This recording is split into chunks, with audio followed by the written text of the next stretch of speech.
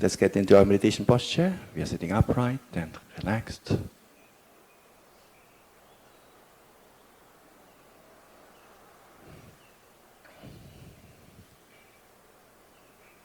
We can start out by checking whether there's any tension in the body.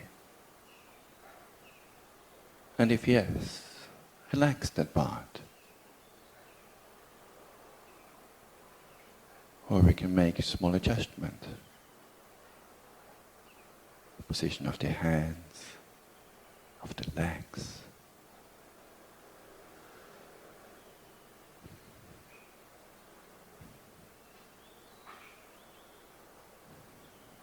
Making sure the facial muscles are relaxed around the eyes and cheeks and mouth.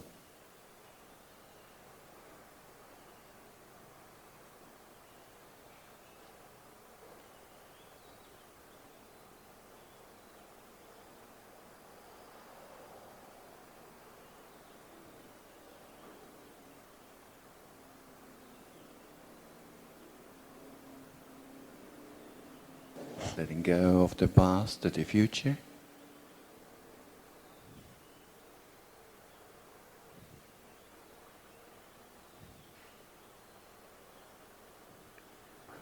While recollecting some of the qualities of the Buddha himself.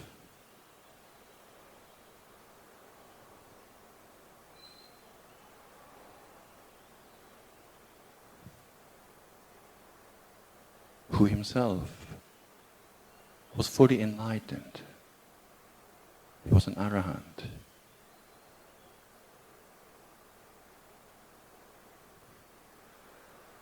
One who has destroyed the defilements.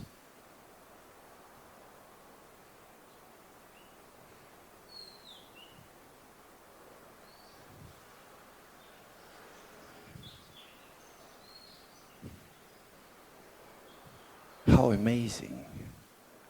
There's not even a tendency anymore towards greed, anger, jealousy. He is one who has completely uprooted all these habits and substituted them with the positive counterparts. Kindness, generosity, humility, compassion, wisdom.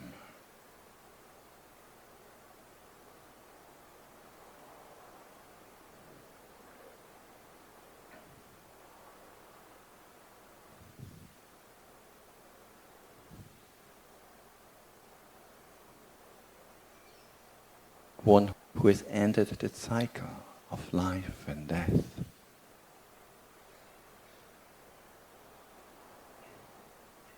The cycle of rebirth.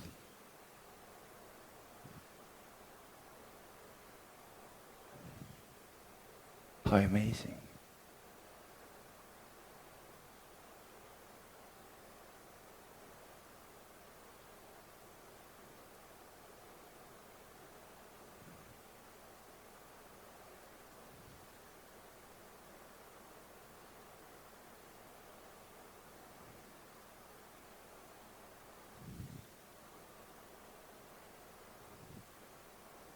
We can take inspiration from that.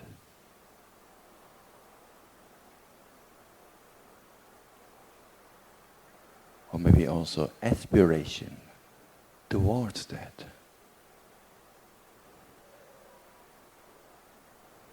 Towards awakening.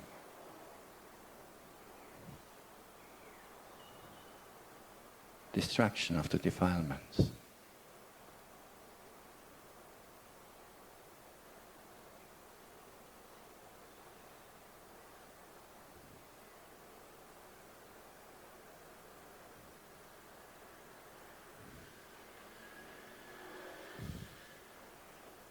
Also, the Buddha's conduct,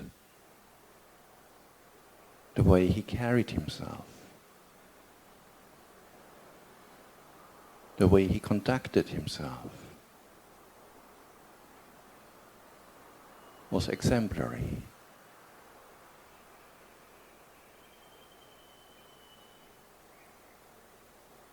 So much so that when people saw him coming from the distance, some they would already recognize there's something special about this person.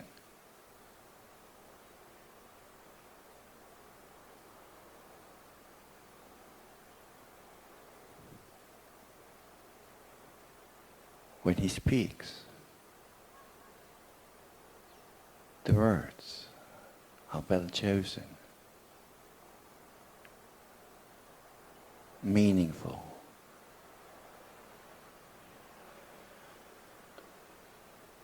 desirable by many, agreeable to many,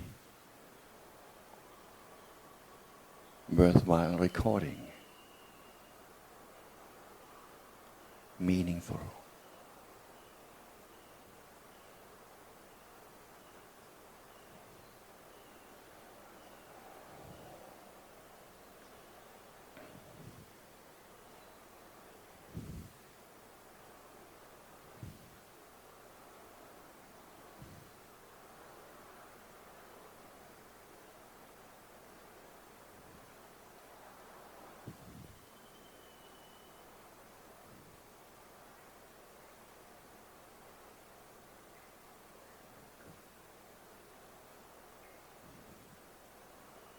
Let me also become like that, a person of good conduct.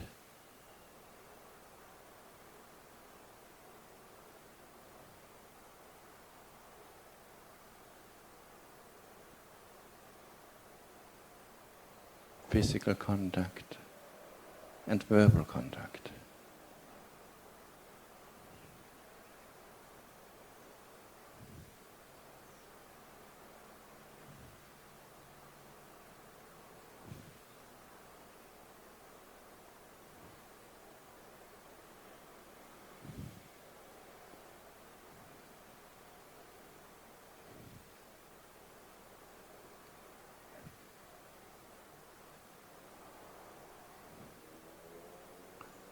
The Buddha is also one who knows all the worlds. The sense sphere, like the human plane, even below, animal, hungry ghosts, even hell realm. He's been in all those places. But also then higher up in the sense sphere, the Deva realms.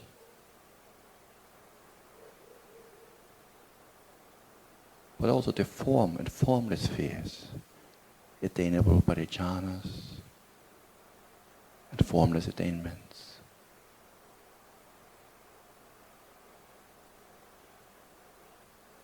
He knows, has experienced all of those in this long cycle of samsara.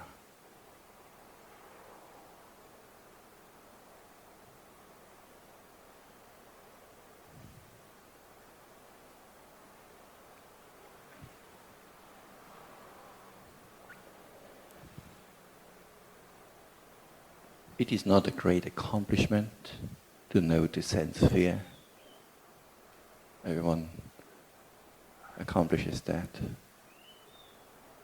But the form and formless spheres, including even the higher realms of the sense sphere, they are quite special.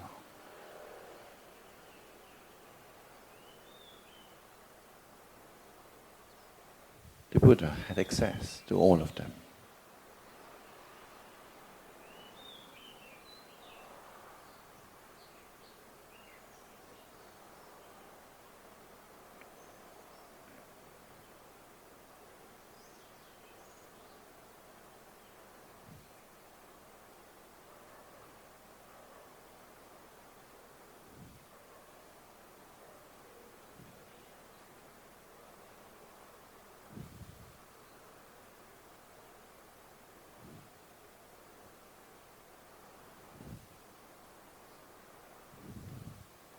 one quality that really stands out from a Sammasambuddha is his skillfulness, his ability to teach, to train those who are interested, those who are willing to practice, to train under his guidance and support.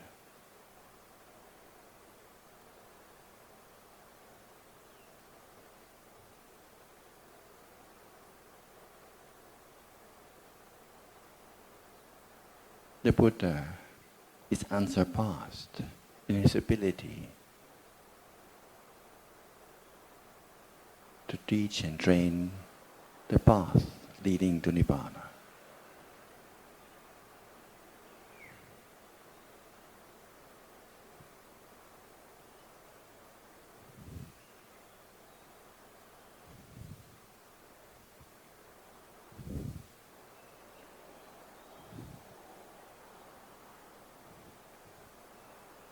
Unsurpassed means there's nobody in this world of devas, humans, brahmas and mara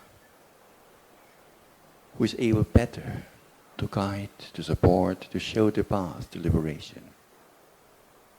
There's no such person. How amazing.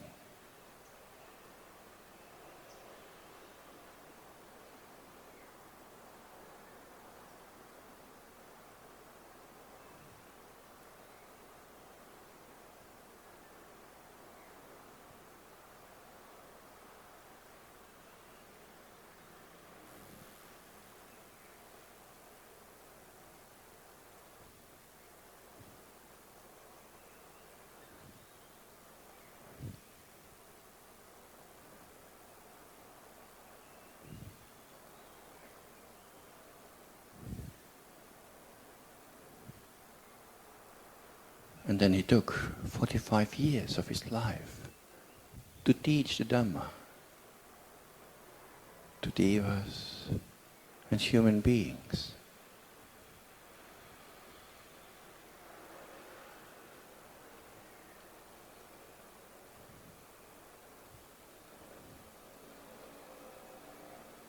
He took the trouble out of compassion to give time, to listen, to visit people who had the potential for awakening.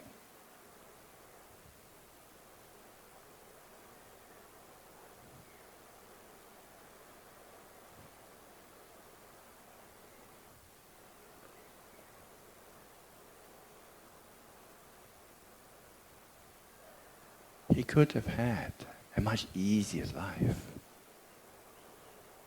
just staying by himself.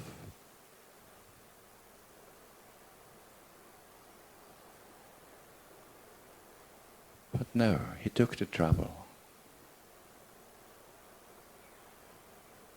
Sometimes at great sacrifice of time, physical well-being. Some people even trying to kill or injure him.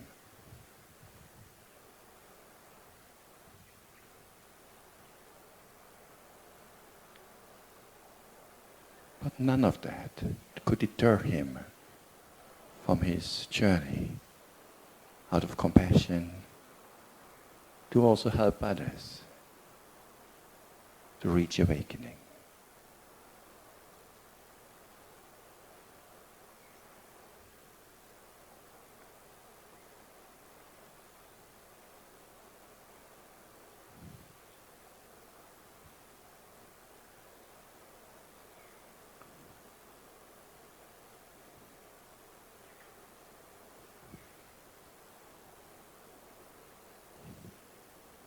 Again, taking the Buddha as an inspiration.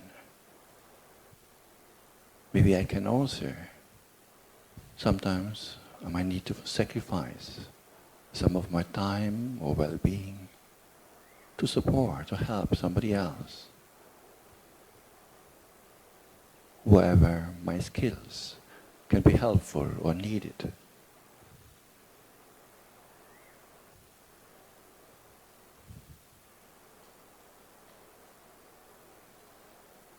service orientation.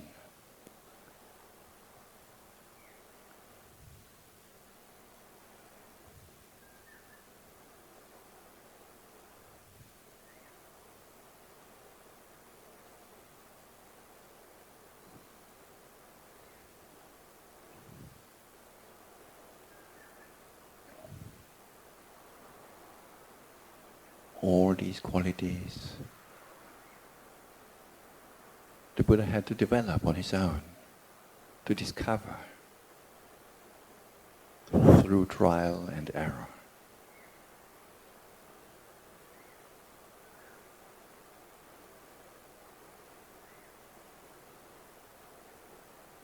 There was no teacher around who could teach him the path to liberation.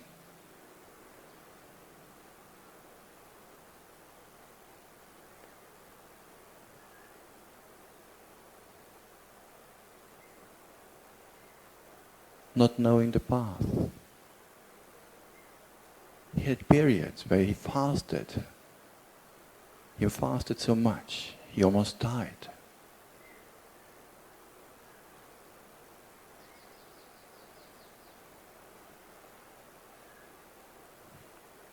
Not knowing the path, he undertook all kinds of ascetic practices, tormenting the body.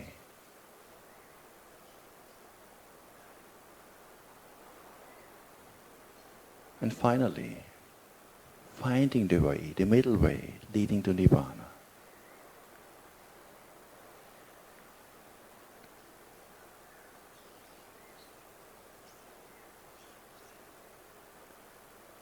Having found it by himself.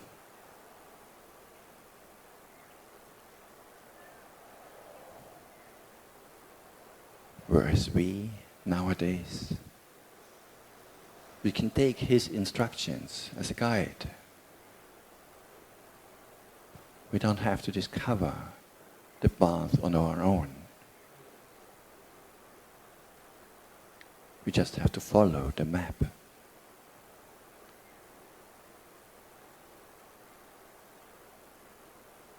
Still need to practice, but at least we know how, what to practice. And also maybe what not to practice, what is not the path.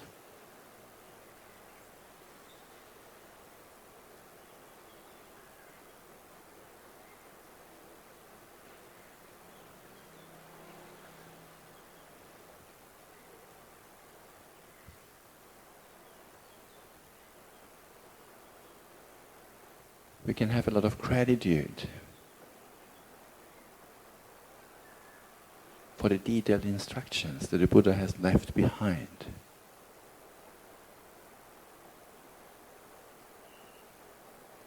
So that even nowadays,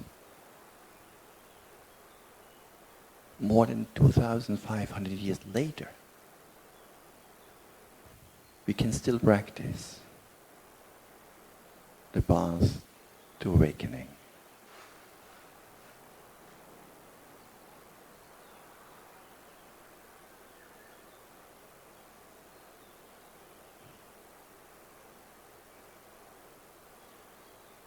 How amazing. How wonderful.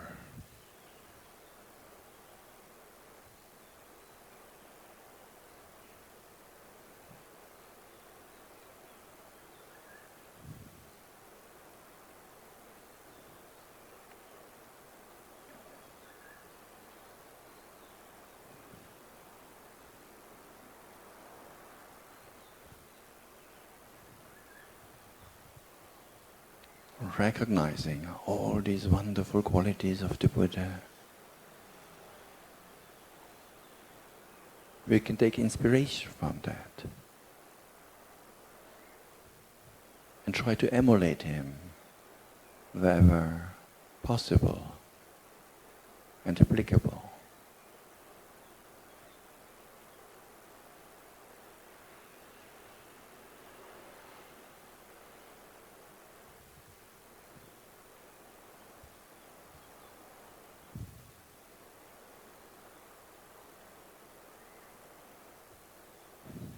And also, out of gratitude, putting his teachings to good use by cultivating the Dhamma in our own hearts and minds.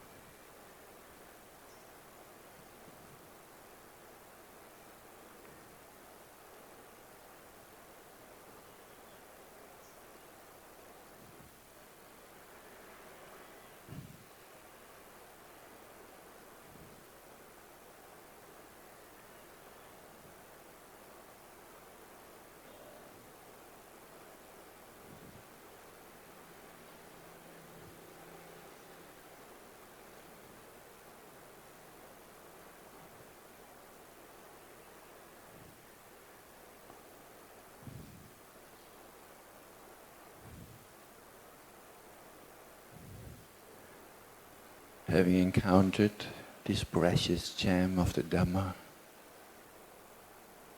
it's almost a duty, an opportunity to frequently reflect on it.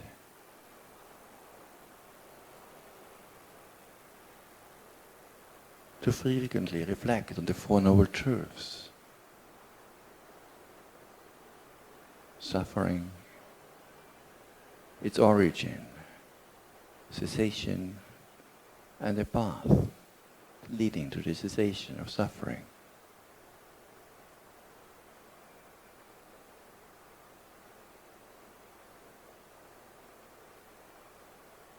In my own life, in which circumstances do I suffer?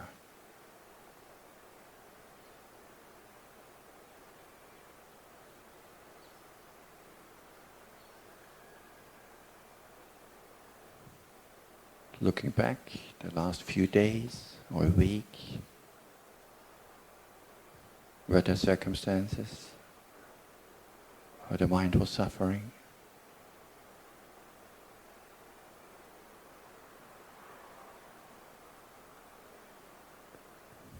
And if yes, why? Second noble truth. Could it be that there was any craving involved from my side? Any clinging involved?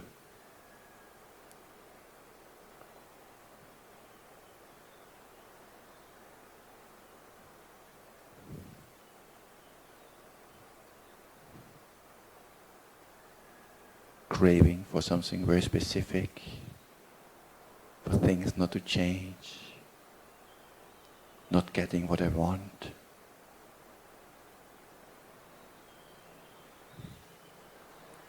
Or craving for something different, not being able to get rid of what I want to get rid of. That's also suffering.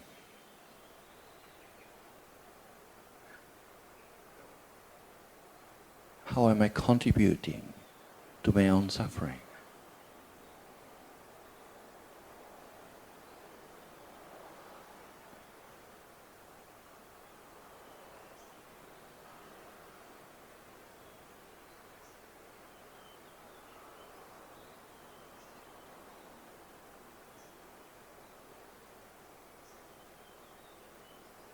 Is it really just a consequence of external circumstances, other people, situations? Or am I contributing to my suffering by craving, clinging?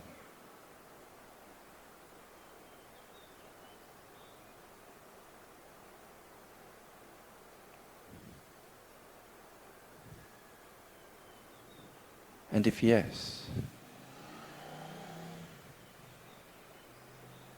how would it be if we could reduce that clinging, that craving, just a little bit? Just cut it in half. How would I feel if I would have less expectations?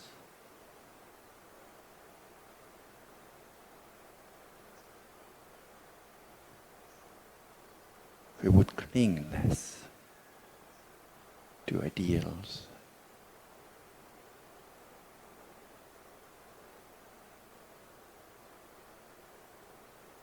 How would they feel in consequence to that?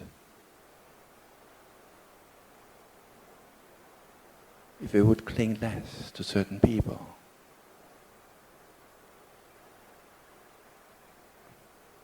Or to my own body? To my own mind?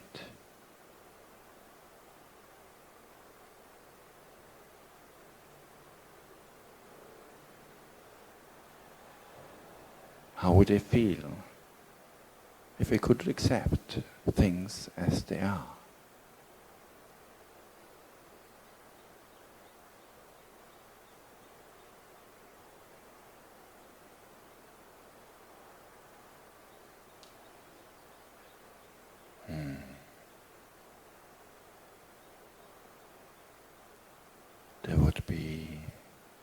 There would be a sense of relief,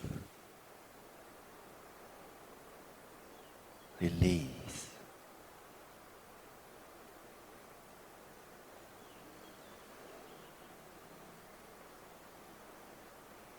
A sense of lightness.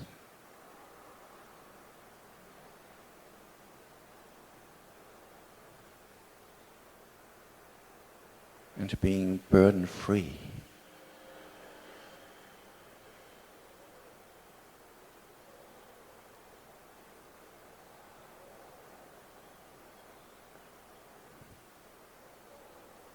The more I can let go, the less suffering.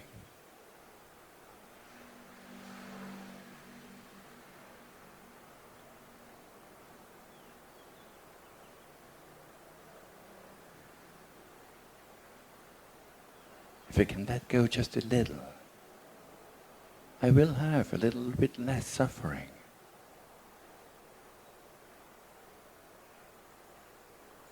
If I can let go more, there will be even less suffering.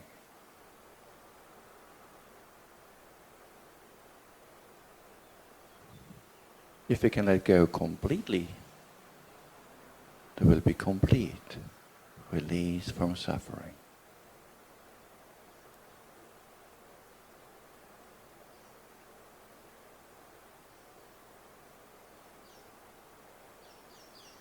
Very simple.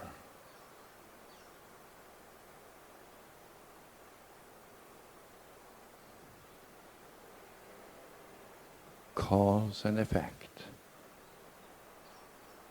Craving leads to suffering.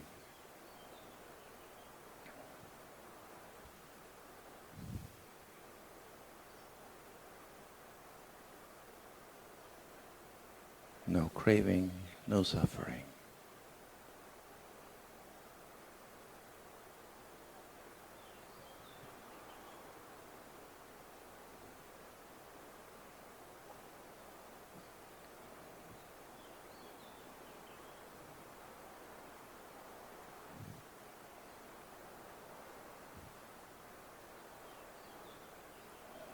Reflecting along these lines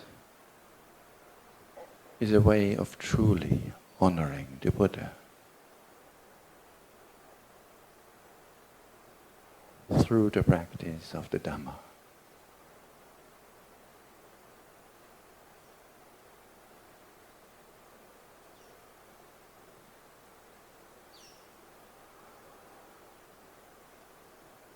Where is suffering in my life? And why? How am I contributing? Identifying the cause and getting rid of it.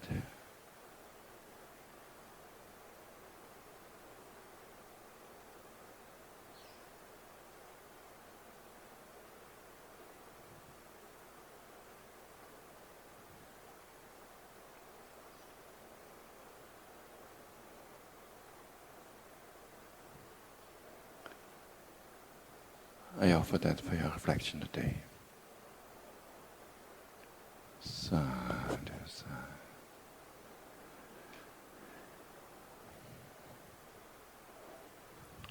So, all suffering gone?